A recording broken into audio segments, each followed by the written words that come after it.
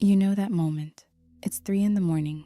You're staring at the ceiling, and your brain decides now is the perfect time to replay that stupid thing you said in a meeting 7 years ago. You cringe. You pull the pillow over your face. You think, why am I like this? Why can't I just let it go? People think this is a sign you're weak, that you overthink everything. But actually, this is not a character flaw. This is your brain doing a very specific job. It's running a threat simulation. Think about it like a fire drill. Your brain is replaying that embarrassing memory to see if there's any danger it missed. The problem is, your brain treats social embarrassment the same way it treats a tiger in the bushes. It's an ancient system trying to protect you. That feeling of shame is just an alarm bell. And here is the first piece of the puzzle. This only happens when your brain's boss goes offline. During the day, you have a part of your brain acting like a CEO. It makes rational decisions. It tells you to focus.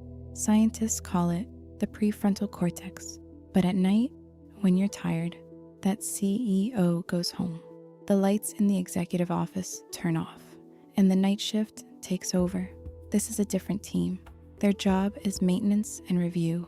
They go through the files, and they always pull the files marked with bright red danger stickers. Those are your cringe memories. Your amygdala, the brain's alarm system, put those stickers there. So when the CEO is gone, the night crew finds those files and says, hey, we better look at this again. This is why it happens at 3 a.m. Not because you're broken, because your brain's leadership is asleep, your internal filter is turned off, and the alarm bells get really, really loud. This has a surprising upside. That cringe you feel, that is actually a sign you have grown. Your brain is comparing the person you were then to the person you are now, and it's noticing a mismatch. The cringe is the signal. It means your standards for yourself are higher. If you watched that old memory and felt nothing, that would be worse. It would mean you haven't changed. So the next time you're lying there, feeling that hot wave of shame, you can tell yourself something new. This is not weakness. This is a scheduled systems check. Your brain's night shift is running the drills. And that cringe, that's just proof you're not the same person anymore. So your brain's night shift is running those cringe drills. But why does it feel so real? Why does it hurt? This is where it gets interesting. People think the pain means the memory is true, that you really are that awkward person. But actually, the pain is a chemical trick. It's an old alarm system screaming about a threat that no longer exists. Let's talk about the alarm itself. Deep in your brain is a tiny structure shaped like an almond. Its only job is to ask one question. Is this dangerous? Scientists call it the amygdala. It is your brain's smoke detector. When you felt embarrassed all those years ago, this little almond went off. It flooded your system with stress chemicals. It told your memory center, the hippocampus, to etch that moment into stone. Remember this. This is important. It tagged that memory with a bright red danger sticker. Here's the key part. Your amygdala is ancient. It evolved to protect you from lions and bears. It does not understand modern social life. So when you said the wrong thing at a party, your amygdala reacted the same way it would if you saw a predator. Full alarm mode. That is why the memory feels so charged. It is literally wired with fear chemicals. Now, fast forward to 3 a.m. Your brain's CEO is asleep. The night crew is on duty, and they find this old file with the red danger sticker. The amygdala sees the file and does what it always does. It pulls the alarm again.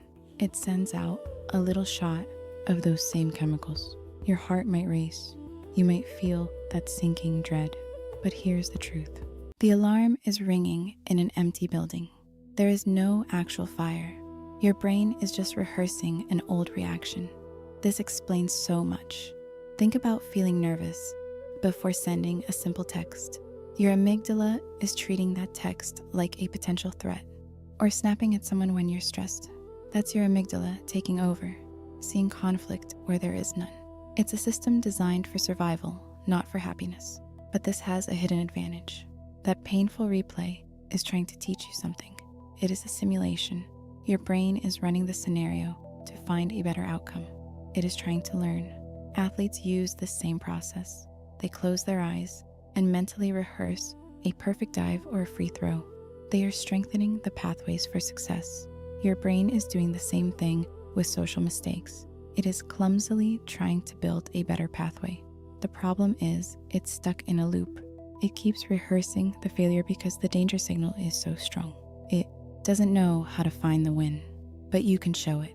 This is the quiet shift. The moment you watch that old memory and think, I would never do that now. That feeling, that is the most important signal of all. It is not just shame. It is your brain recognizing a mismatch. Your present self is looking at your past self and seeing the difference. That cringe is the proof of growth. It means your internal model of who you are has been updated. The person in that memory doesn't exist anymore. So the system is glitching. The alarm is going off because the old file doesn't match the new you. People who say they have no regrets often aren't more evolved. They might have just stopped updating their software. They don't see the mismatch. Your cringe means you are learning. You are changing. Your brain is just using a very loud, very clumsy method to point it out. So what do you actually do the next time it happens? You now know the truth. That 3 a.m. replay is not a glitch. It is a feature. A clumsy, outdated feature, but a feature nonetheless. Your brain is not torturing you. It is running a drill. Your amygdala is just a loyal guard dog, barking at an old shadow, and that cringe is a receipt, proof you bought an upgrade. The goal is not to stop the thoughts. That is impossible. The goal is to change your relationship with them. People think you need to fight your brain, to suppress the memory, but actually you need to thank it. Then update the file. Here is how. Next time you are in that spiral, take one deep breath.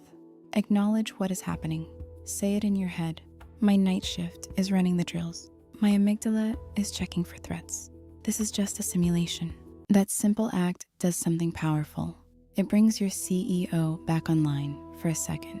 Your prefrontal cortex. It introduces a moment of observation. You are not lost in the memory. You are watching your brain run the memory. There is a difference. Then you update the file. You look at that past version of yourself with compassion. You say, of course I did that then. I didn't know what I know now. I was learning. This is the key. You are manually removing the red danger sticker. You are telling your amygdala, threat handled, lesson learned. We can file this under experience now. This is what rewiring actually means. You are not erasing the memory. You are changing the pathway to it. You are building a new road that leads to understanding, not shame. Every time you do this, you make that new road a little stronger. The old panic road gets a little quieter.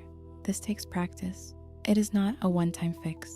It is showing your brain a new response over and over. Think of it like training.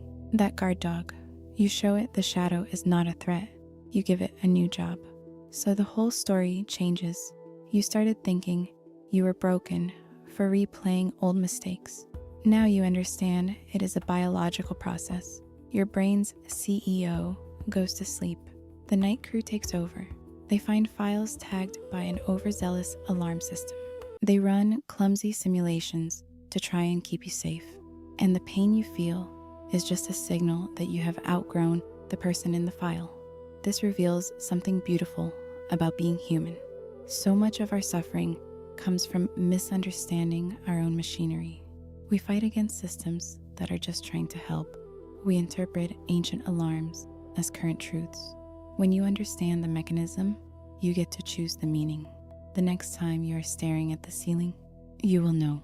This is not weakness. This is your brain's way of showing you how far you have come. That cringe is the sound of growth. It is the distance between who you were and who you are. So which part of this clicked for you?